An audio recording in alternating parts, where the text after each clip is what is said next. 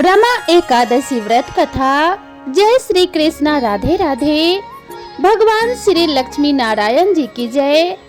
आज कार्तिक मास के कृष्ण पक्ष की एकादशी तिथि है और इस एकादशी को रमा एकादशी के नाम से जाना जाता है और कुछ स्थानों पर इसे रमा ग्यारस भी कहते हैं।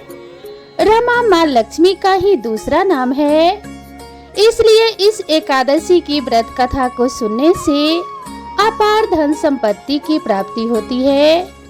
जो व्यक्ति रमा एकादशी का व्रत करता है उसे वैकुंठ में स्थान प्राप्त होता है। साथ ही धरती लोक पर जब तक वह रहता है उस पर भगवान विष्णु की विशेष कृपा रहती है। पद्म पुराण के अनुसार रमा एकादशी व्रत कामधेनु और चिंतामणि के समान फल देता है। आज मैं आप सभी को सुना रही हूँ रमा एकादशी की बड़ी ही दुर्लभ कथा। आज के दिन एकादशी माता और रमा एकादशी की पवित्र कथा को सुनने से मनुष्यों के सभी पाप और संकट कट जाते हैं और सभी मनोकामनाओं की पूर्ति होती है तथा वैकुंठ की प्राप्ति होती है। तो आप सभी लोग बड़ी ही श्रद्धा और प्रसन्न चित मन से इन कथाओं को पूरा अवश्य सुनिएगा।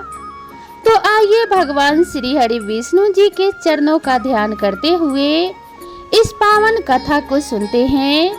तो प्रेम से बोलिए ओम नमो भगवते वासुदेवाय नमः। भाव विभोर होते हुए अर्जुन ने भगवान श्री कृष्ण से कहा कि हे माधव, अब आप मुझे कार्तिक माह के कृष्ण पक्ष की एकादशी की कथा सुनाइए। इस एकादशी का क्या नाम है तथा इसमें किस देवता का पूजन किया जाता है? इस एकादशी का व्रत करने से किस फल की प्राप्ति होती है? कृपा करके यह सब विधान पूर्वक कहिए। तब भगवान श्री कृष्ण जी ने कहा कि हे अर्जुन, कार्तिक माह के कृष्ण पक्ष की एकादशी का नाम रमा है। इसका व्रत करने से सभी पापों का शमन हो जाता है। इसकी कथा इस प्रकार है, इसे ध्यान पूर्वक श्रवण करो। भगवान श्री कृष्ण कहते हैं कि हे अर्जुन, पौराणिक काल में मुचुकुंद नाम का राजा राज्य करता था। इंद्र, वरुण, कुबेर, विभीषण आदि इसके मित्र थे। वह बड़ा सत्यवादी तथा विष्णु भक्त था। उसका राज्य बिल्कुल निष्कंटक था। उसकी चंद्रभाग नाम की एक कन्या थी जिसका विवाह उसने राजा चंद्रसेन के पुत्र शोभन से कर दिया। वह राजा एकादशी का व्रत बड़े ही नियम से करता था और उसके राज्य में सभी कठोरता से इस नियम का पालन करते थे। एक बार की बात है कि शोभन अपनी ससुराल आया हुआ था और वह कार्तिक का महीना था। उसी माह में महापुण्यदायिनी रमा एकादशी आ गई। इस दिन सभी व्रत रखते थे। चंद्रभागा ने सोचा कि मेरे पति तो बड़े कमजोर हृदय के हैं, वे एकादशी का व्रत कैसे करेंगे, जबकि पिता के यहाँ तो सभी को व्रत करने की आज्ञा है। मेरा पति राजाज्ञा मानेगा तो बहुत कष्ट पाएगा। चंद्रभागा को जिस बात का डर था वही हुआ। राजा ने आदेश जारी किया कि इस समय उनका दामाद राज्य में पधारा हुआ है, अतः सारी प्रजा विधान पूर्वक एकादशी का व्रत करे। जब दशमी आई तब राज्य में ढिंढोरा पिटा। उसे सुनकर शोभन अपने पत्नी के पास गया और बोला कि हे प्रिय, तुम मुझे कुछ उपाय बतलाओ, क्योंकि मैं उपवास नहीं कर सकता। यदि मैं उपवास करूंगा तो अवश्य ही मर जाऊंगा।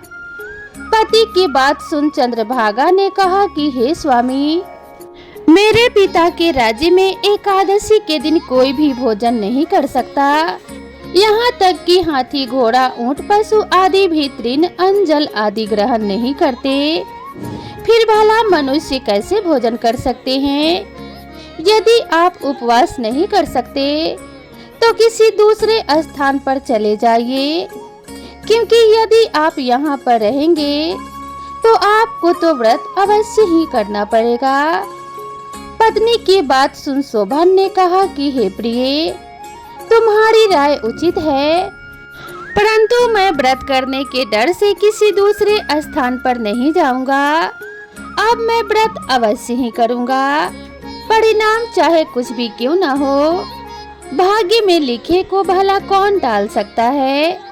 सभी के साथ शोभन ने भी एकादशी का व्रत किया तथा भूख और प्यास से अत्यंत व्याकुल होने लगा। सूर्य नारायण भी अस्त हो गए और जागरण के लिए रात्रि भी आ गई। वह रात शोभन को असहनीय दुख देने वाली थी।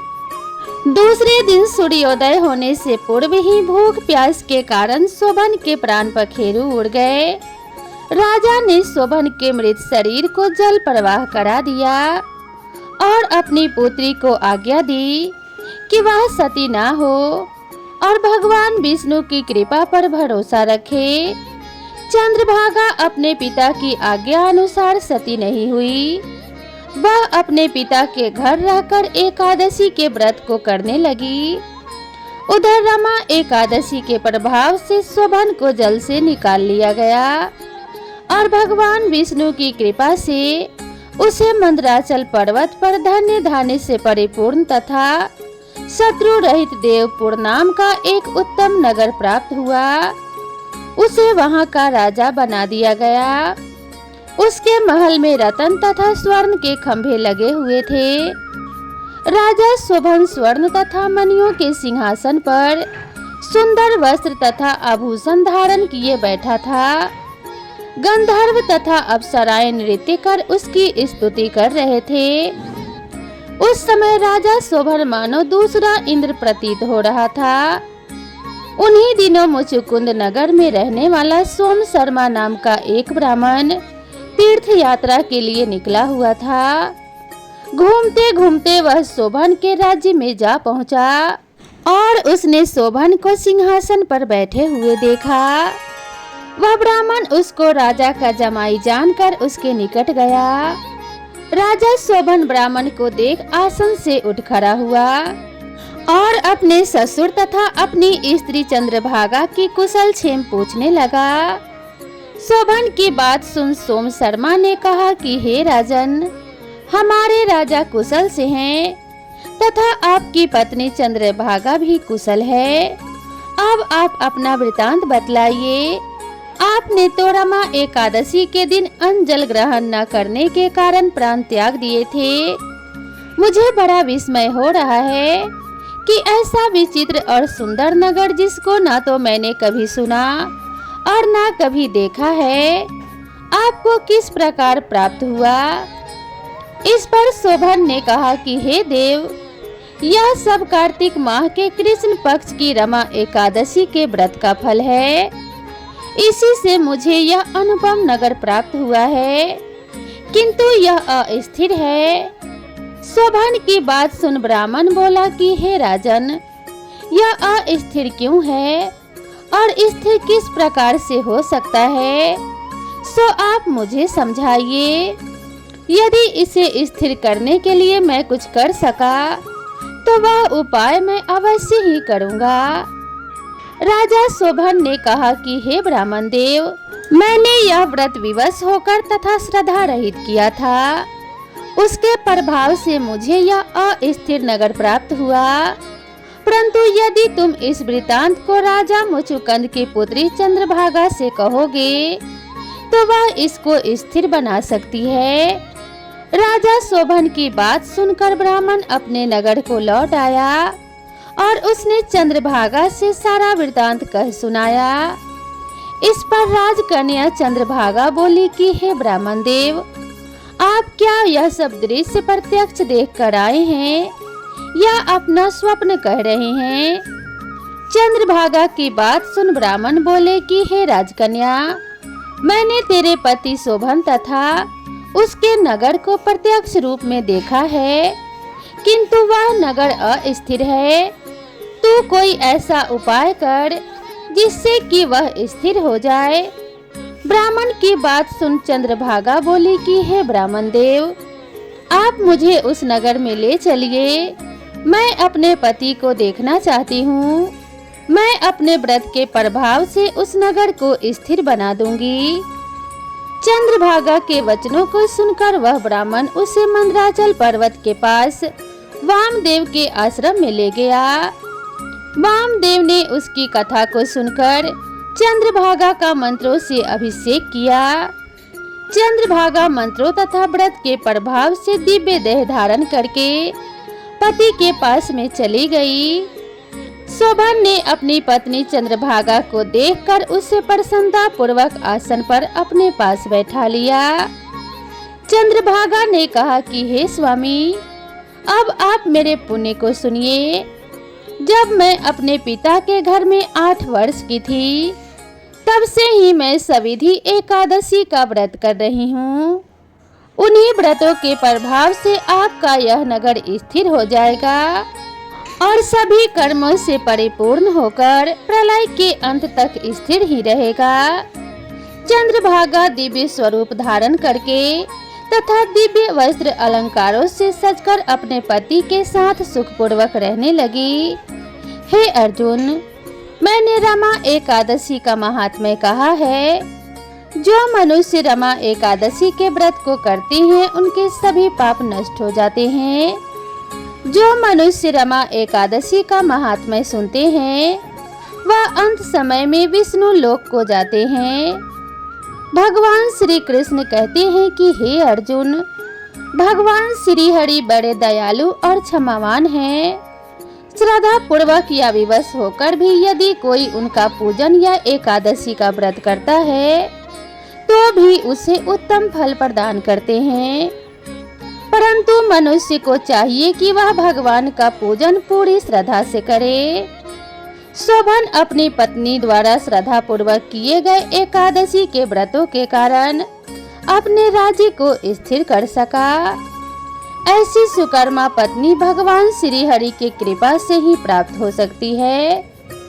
इसके बाद भगवान श्री कृष्ण जी अर्जुन से कहते हैं, अब मैं तुम्हें रमा एकादशी व्रत की विधि बताता हूँ, इसे ध्यान पूर्वक सुनो।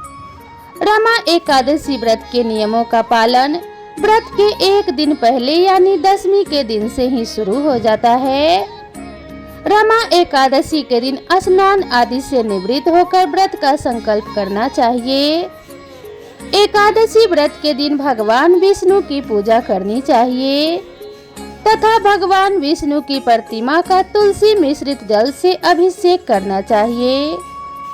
इसके बाद भगवान विष्णु का धूप पंचामृत तुलसी के पत्तों, दीप, नैवेद्य, फल फूल आदि से पूजन करना चाहिए। विधि पूर्वक पूजा करने के बाद भगवान विष्णु और माँ लक्ष्मी की आरती कर भगवान को भोग लगाना चाहिए। रमा एकादशी व्रत के प्रभाव से धन्य धान्य की कमी दूर हो जाती है। रमा एकादशी व्रत करने वाली रात को भगवान का भजन कीर्तन या जागरण करना चाहिए और मनुष्य को भगवान विष्णु की प्रतिमा के समीप ही भूमि पर शयन करना चाहिए। पद्म पुराण के अनुसार व्रत के अगले दिन यानी द्वादशी के दिन भगवान का पूजन कर ब्राह्मण को भोजन, कपड़े, जूते, छाता एवं गर्म कपड़े आदि देने का विधान बताया गया है। ब्राह्मण को दान दक्षिणा देने के बाद अंत में भोजन ग्रहण करके व्रत को खोलना चाहिए। इस प्रकार व्रत करने से भगवान विष्णु तथा माता लक्ष्मी की कृपा प्राप्त होती है और घर परिवार से सभी प्रकार के संकट एवं कष्ट मिट जाते हैं तथा घर से दरिद्रता का नाश होता है। इस व्रत को विधि पूर्वक करने से सभी कष्टों एवं पापों से भी छुटकारा मिलता है। तो प्रेम से बोलिए श्री तुलसी शालिग्राम जी की जय, माता लक्ष्मी, भगवान श्री हरि विष्णु की जय। अब आइए सुनते हैं तुलसी माता की कथा को। कहते हैं कार्तिक मास में तुलसी माता की कथा सुनने से ही एकादशी व्रत पूर्ण माना जाता है और व्यक्ति की सभी मनोकामनाओं की पूर्ति होती है। सावर्णी मुनि की पुत्री तुलसी अपूर्व सुंदरी थी। उनकी इच्छा थी कि उनका विवाह भगवान नारायण के साथ हो। इसके लिए उन्होंने नारायण पर्वत की घाटी में स्थित बद्री वन में घोर तपस्या की। दीर्घकाल तक तपस्या करने के उपरांत ब्रह्मा जी ने प्रसन्न होकर दर्शन दिया और वर मांगने को कहा। तुलसी जी ने कहा कि हे सृष्टिकर्ता ब्रह्मदेव, आप तो अंतर्यामी हैं, सबके मन की बात जानते हैं, फिर भी मैं अपनी इच्छा आपसे बताती हूँ। मैं चाहती हूँ कि भगवान श्री नारायण मुझे पति रूप में प्राप्त हों। ब्रह्मा जी ने कहा कि तुम्हारा अभीष्ट तुम्हें अवश्य मिलेगा। अपने पूर्व जन्म में किसी अपराध के कारण तुम्हें श्राप मिला है। इसी प्रकार भगवान श्री नारायण के एक पार्षद को भी दानव कुल में जन्म लेने का श्राप मिला है। दानव कुल में जन्म लेने के बाद भी उसमें नारायण का अंश विद्यमान रहेगा। इसीलिए इस जन्म में पूर्व जन्म के पाप के समन के लिए संपूर्ण नारायण तो नहीं मिलेंगे, लेकिन नारायण के अंश से युक्त दानव कुल जन्म उस शापग्रस्त पार्षद से तुम्हारा विवाह अवश्य होगा। शाप मुक्त होने पर भगवान श्री नारायण सदा सर्वदा के लिए तुम्हारे पति हो जाएंगे। तुलसी ने ब्रह्मा के इस वर को स्वीकार किया, क्योंकि मानव कुल में जन्म होने के कारण उस मायावी भोग को तो भोगना ही था। तुलसी बद्री वन में ही रहने लगी। नारायण का वह पार्षद दानव कुल में जलंधर के नाम से पैदा हुआ था। कुछ दिनों बाद वह भ्रमण करता हुआ बद्री वन में आया। यहाँ तुलसी को देखते ही वह उस पर मंत्रमुग्ध हो गया। तुलसी के सामने उसने अपने विवाह का प्रस्ताव रखा। इतने में ही वहाँ पर ब्रह्मा जी आ गए और तुलसी से कहा कि हे तुलसी, जलंधर को देखो, कैसा देवोप उसका स्वरूप है। दानव कुल में जन्म लेने के बाद भी लगता है जैसे इसके शरीर में नारायण का वास हो। तुम प्रस्ताव को सहर्ष स्वीकार कर लो। तुलसी को भी लगा कि उसकी तपस्या पूर्ण हुई, उसे इच्छित फल मिला है। जलंधर के साथ उसका गंधर्व विवाह हो गया और वह जलंधर के साथ उसके महल में पत्नी बनकर आ गई। जलंधर ने अपनी परम सुंदरी सती साध्वी पत्नी तुलसी के साथ बहुत दिनों तक राज्य किया। उसने अपने राज्य का इतना विस्तार किया कि देवलोक तक उसके अधिकार में आ गया। स्वर्ग का सुख भोगने वाली देवताओं की दशा भिखारियों जैसी हो गई। जलंधर किसी को कष्ट नहीं देता था, पर अधिकार और राज्य छिन जाने से सारे देवता मिलकर ब्रह्मा, विष्णु और शिव जी के सभा में गए तथा अपनी विपत्ति उनके सामने सुनाई। ब्रह्मा जी ने कहा कि तुलसी परम साध्वी है, उसका विवाह जलंधर से मैंने ही कराया था।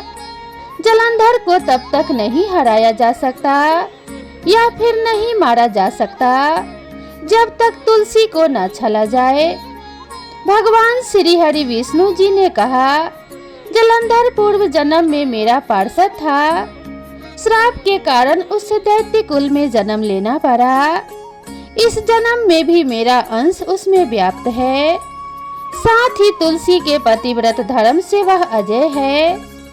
फिर देवताओं की सहमति से भगवान शिव ने जलंधर के पास संदेश भेजा कि या तो वह देवताओं को राज्य लौटा दे या फिर उनसे युद्ध करे।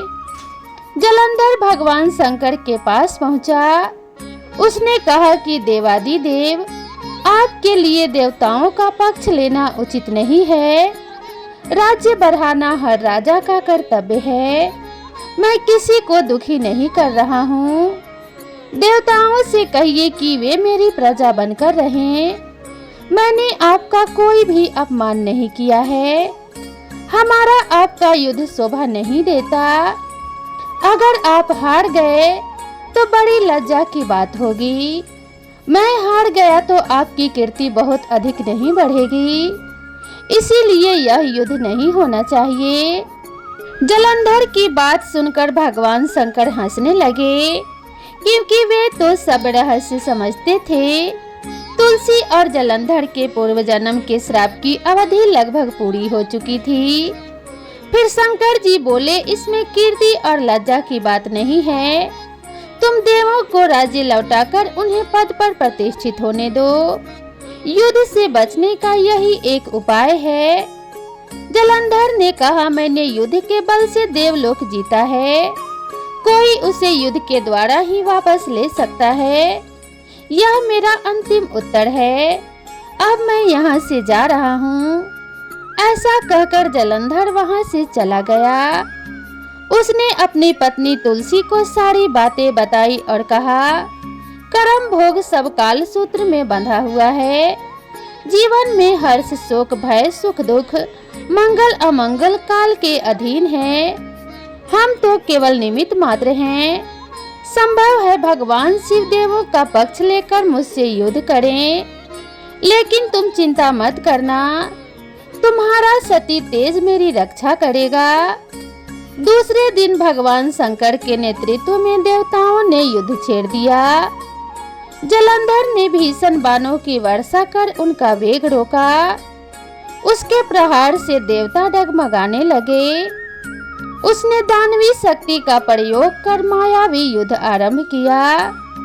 युद्ध स्थल पर वह किसी को भी दिखाई नहीं देता था, पर उसके अस्त्र और शस्त्र प्रहार कर देवों को घायल कर रहे थे। देवगण अपने अस्त्र चलाएं तो किस पर चलाएं, क्योंकि कोई शत्रु सामने तो था ही नहीं। कई दिनों तक इस तरह भयंकर युद्ध चला और जलंधर पराजित नहीं हुआ। तब शिव जी ने विष्णु से कहा, विष्णु कुछ तो उपाय करो, अन्यथा मेरा तो सारा यश मिट्टी में मिल जाएगा। विष्णु जी ने सोचा, बल से तो जलंधर को हराया नहीं जा सकता, इसीलिए छल का सहारा तो लेना ही पड़ेगा।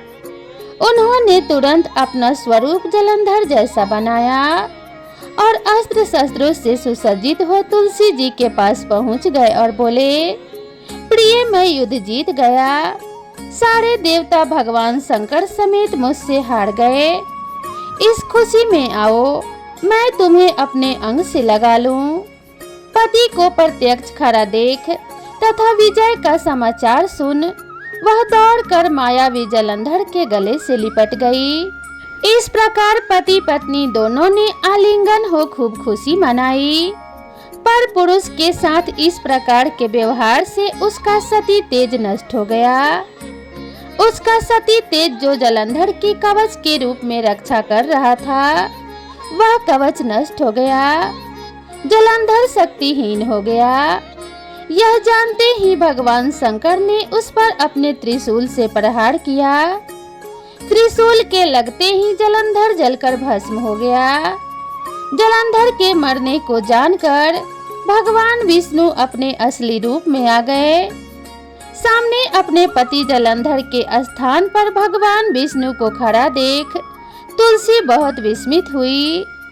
उसको पता लग गया कि स्वयं नारायण ने उसके साथ छल किया है। क्रोध में आकर तुलसी जी ने श्राप दिया और भगवान विष्णु से कहने लगी कि एक सती स्त्री का सतीत्व भंग करने के अपराध में मैं तुम्हें हृदयहीन पत्थर होने का श्राप देती हूँ। मेरे श्राप के कारण तुम एक शिला हो जाओगे। विष्णु जी ने तुलसी के श्राप को सिरोधार्य कर कहा कि हे देवी, तुम्हारे तथा जलंधर के कल्याण के लिए मुझे ऐसा करना पड़ा। तुम दोनों को श्राप मुक्त करना था। तुम भी अब अपना शरीर त्याग कर तुलसी बिरवा के रूप में जन्म लोगी और मेरी पूजा तुलसी दल से होगी। मैं शालिग्राम पत्थर बनूंगा। मेरे शीश पर तुम आदर से विराजमान होगी। तुम्हारे पति की हड्डियों के चूर्ण से शंख की उत्पत्ति होगी। उस शंख ध्वनि से देवताओं तथा मेरी पूजा आराधना होगी। जहाँ शंख ध्वनि होगी वहाँ मंगल में मैं विराजमान रहूंगा। तुमने पूर्व जन्म में बद्रीवन में मुझे पाने के लिए बड़ी तपस्या की थी। अब अगले जन्म में मैं नारायण के रूप में बद्रीनाथ वन में उपस्थित होऊंगा और मेरी पूजा अर्चना फल फूल से ना होकर तुम्हारी तुलसी दल से होगी। मेरे शीश पर विराजमान होकर तुम मुझसे भी ऊंचा पद प्राप्त करोगी। तो बोलिए श्री लक्ष्मी नारायण भगवान की जय। बोलिए श्री तुलसी शालिग्राम जी की जय। अब आइए सुनते हैं एकादशी माता की कथा। तो प्रेम से बोलिए एकादशी माता की जय। एक बूढ़ी माँ ने एक बार एकादशी का व्रत रखा। बड़ा ही भाव भक्ति से पूजा अर्चना की। उन्हें वृद्धा अवस्था में क्या बाधा थी, वे तो अपने पुत्र पौत्रों की सुख सुविधा के लिए व्रत रखने लगी थी। वे दिन भर तो जरा कठोर मन करके अपनी प्यास को रोके रही। दिन में पूजा पाठ किया तथा कथा सुनी और पंडित जी को मिट्टी के पात्र में भरकर पानी और ऋतु फल दान में दिए। दोना भर भर के बूढ़ा शक्कर वितरण किया। उन्हें गर्मी के कारण बहुत बेचैनी हो रही थी। इस कारण से बड़ी देर तक पानी में पड़ी रही और पानी के कुल्ला करती रही। अपना मुंह बार बार धोती रही। तब कहीं थोड़ा बहुत धैर्य बंधा पाया। धूप तो तेज पड़ ही रही थी, इस कारण बार बार मुंह सूख रहा था। बूढ़ी माँ बहुत बेचैन हो रही थी, क्योंकि एक तो बुढ़ापा और दूसरा यह भयंकर गर्मी। वृद्धावस्था की स्थिति तो कुछ दूसरी ही प्रकार की होती है। जैसे जैसे रोधों के दिन कट पाया, लेकिन अब सामने पहाड़ सी रात थी। उसको काटना बड़ा ही कठिन दिखाई दे रहा था। खटिया पर पड़े बुढ़िया माई को शांति नहीं मिल रही थी। वो बार बार करवट बदल रही थी। अनेक बार वे बाहर जाती और भीतर आती। उन्हें घर के अंदर भी शांति नहीं थी। वे पड़ी पड़ी एकादशी माता का स्मरण करती रही। वे कहती रही कि हे एकादशी माता, मेरी लाज रखिएगा। आप ही मुझे शक्ति दे दीजिएगा, जिससे मैं भली भांति आपका व्रत कर सकूं और यह पहाड़ सी रात शांति पूर्वक व्यतीत हो सके। प्यास के कारण बूढ़ी माँ की बेचैनी तो बढ़ ही रही थी। उन्होंने धैर्य रखने का बहुत प्रयास किया, किंतु सहनशीलता की सीमा टूट गई और वे घबराकर एकदम चिल्ला पड़ी। बोली कि बचाओ बचाओ। अम्मा का चिल्लाना सुनकर परिवार भर के नर नारी, बच्चे और पड़ोसी एकत्रित होकर बूढ़ी अम्मा की खटिया के समीप पहुंच गए। सबने पूछा कि अम्मा जी, आपको क्या हुआ? आप क्यों चिल्ला रही हैं? आप इस वृद्धावस्था में यह कठिन व्रत क्यों कर रही हैं? अम्मा जी, शक्ति से ही भक्ति होती है। थोड़ी ही देर में वे फिर से बोली कि अरे हमारे तो प्राण ही निकले जा रहे हैं। मेरी छाती पर ठंडे पानी का घड़ा रख दीजिए। नातियों ने दादी की छाती पर ठंडे पानी का पात्र रख दिया। तब कहीं जाकर उन्हें थोड़ा बहुत आराम मिला और थोड़ी देर के लिए उन्होंने अपनी आंखें बंद कर ली। एकादशी माता ने सोचा कि यह बूढ़ी अम्मा तो बहुत कठोर, जरा जाकर उसकी परीक्षा लेनी चाहिए। वे आधी रात को मुर्गा बनकर टेढ़ टेढ़ करने लगी। मुर्गा की आवाज सुनकर दादी जल्दी से उठी और बाहर जाकर आसमान की ओर देखा, किंतु आसमान में कहीं उन्हें प्रातःकालीन तारा दिखाई नहीं दिया। वे सोचने लगी कि यह मुर्गा क्यों और कैसे बोल गया। उन्हें प्यास तो लग ही रही थी। थोड़ा बहुत उनका मन भी विचलित होने लगा था, किंतु अंत में उन्होंने दृढ़ निश्चय किया कि मैं अब व्रत को पूर्ण करके ही छोड़ूंगी, चाहे भले ही मेरे प्राण क्यों न निकल जाए। यह सोचकर फिर से वे खटिया पर शिथिल होकर लेट गई। थोड़ी ही देर में एकादशी माता ने उनकी फिर से परीक्षा लेनी चाहिए। एक छोटी सी बालिका एक गिलास में शरबत लेकर उनके सिरहाने आकर खड़ी हो गई और बड़े ही जोर से बोली कि दादी जी, सवेरा हो गया है, आप हाथ मुंह धोकर शरबत पी लीजिए। पहले तो शरबत का गिलास देखकर उनका मन ललचाने लगा, किंतु अचानक व्रत का स्मरण हो आया। उन्होंने सोचा कि मैं किसी भी प्रकार से अभी शरबत नहीं पी सकती हूँ और वे शांति पूर्वक अपनी खटिया पर लेट गई। फिर थोड़ी ही देर में उन्हें ऐसा लगा जैसे किसी ने उन्हें पानी के कुएं में पटक दिया हो।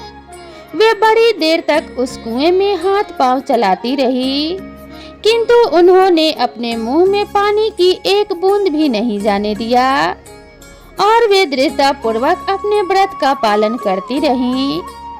थोड़ी ही देर में न जाने कहां से सामने आग जलने लगी, जिससे भारी गर्मी बढ़ने लगी और प्यास के कारण प्राण निकलने लगे, किंतु बूढ़ी अम्मा का कुछ भी नहीं बिगाड़ पाए। वे जहां की तहां मुस्कुराती हुई सी बैठी रही। थोड़ी ही देर में बाहर प्रकाश दिखाई देने लगा। ऐसा लगा कि जैसे सवेरा हो गया हो। बूढ़ी अम्मा ने जब बाहर निकलकर देखा तो समझ गई कि अभी सवेरा होने में 3-4 घंटे की देरी है। यह जानकर वे शांतिपूर्वक इधर उधर घूमने फिरने लगी। एकादशी माता यह बात अच्छी तरह से समझ गई कि यह बूढ़ी अम्मा किसी भी प्रकार से अपने व्रत से नहीं टल सकती है। वे उनके सत्य व्रत को अच्छी तरह से समझ गई।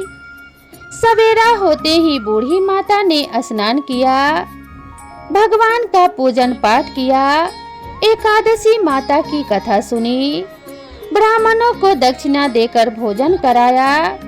तब कहीं उन्होंने जल ग्रहण किया। कन्याओं को भोजन कराने के बाद अम्मा ने स्वयं भोजन किया। उस श्रेष्ठ व्रत के प्रताप से बूढ़ी अम्मा की आयु में वृद्धि हो गई। उनका घर परिवार हरा भरा हो गया। घर में अब कोई अभाव नहीं रहा। वे हर तरह के सुख साधनों से संपन्न हो गई।